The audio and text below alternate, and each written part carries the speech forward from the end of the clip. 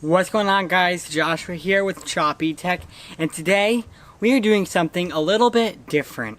I'm going to be doing my full review of the LG Escape 3 from Cricket. Throughout this video you will see me move around quite a bit, but my review style will be the same, but I'll just be moving around a lot. So without further ado, let's get into the review. First on the list is the display. Display is actually pretty good. It's a little bit grainy for my taste, but for a budget smartphone like the one we have here, the display is not bad. It's decent. It's definitely expected for the price that you pay, and I am not disappointed whatsoever, as everything else seems to be on par.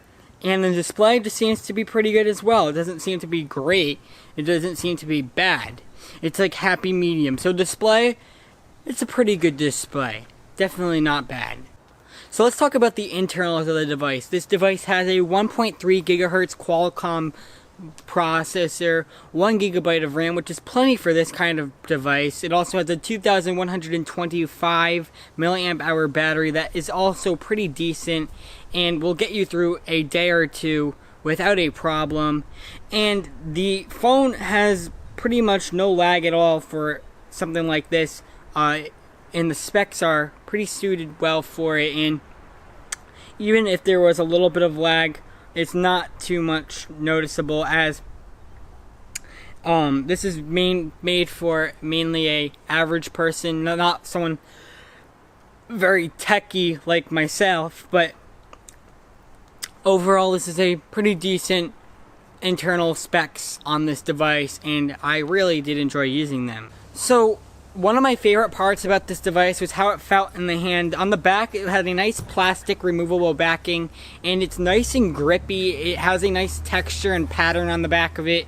And then the buttons too, like the normal LG phones, there's no buttons on the sides. Well, that's how it was until they came out with the LG G5, but there's no buttons on the sides of this device, and it feels really good in the hand, and it has great buttons on the back, so you put a volume down and a volume up, and then in the middle you have the lock button, which has a different defined texture that I really like, and it just makes the phone so much easier to use and easier to tell the differences with buttons and such. So that was really good, as well as also having a removable back. So if I take the back off, removable back, if you want to get another battery, a 2125 milliamp hour battery, you can do that.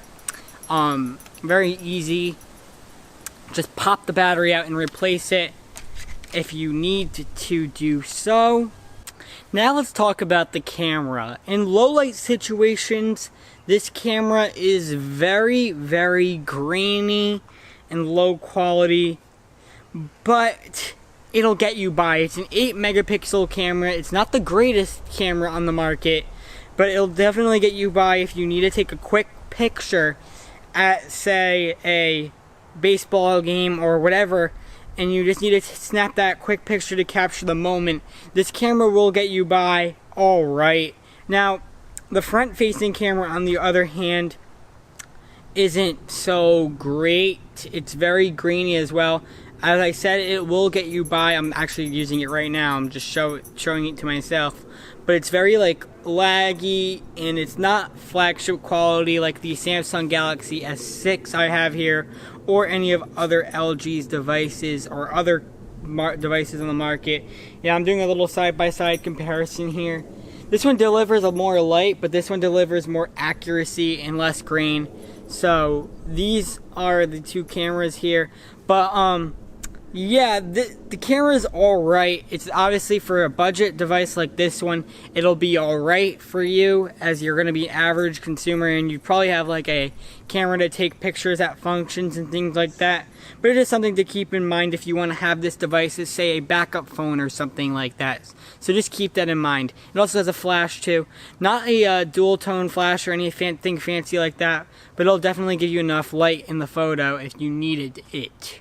For a budget device like this one, the speakers on it are also pretty decent. Now, it won't get super loud, but it'll get loud enough where if you were to maybe cup your hand like this, you'll be able to hear it pretty well. So it's not amazing, but hey, what do you expect from a budget phone? Honestly, guys, this speaker is obviously will get you by, and it'll be pretty sufficient for your usage. And I actually compared it to my Samsung Galaxy S6, and it was pretty comparable for the differences. I got a bug on me. For the differences in pricing and flagship and not so flagship devices.